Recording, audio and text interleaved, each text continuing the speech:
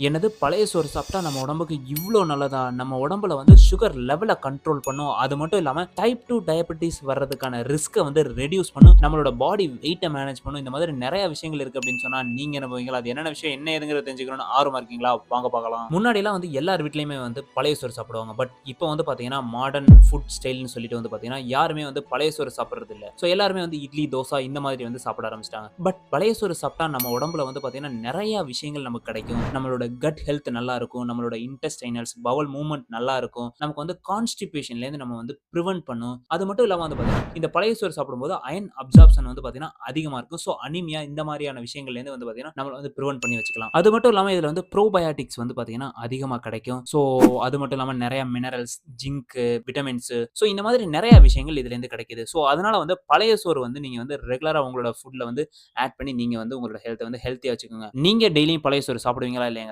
கமெண்ட்ல சொல்லுங்க.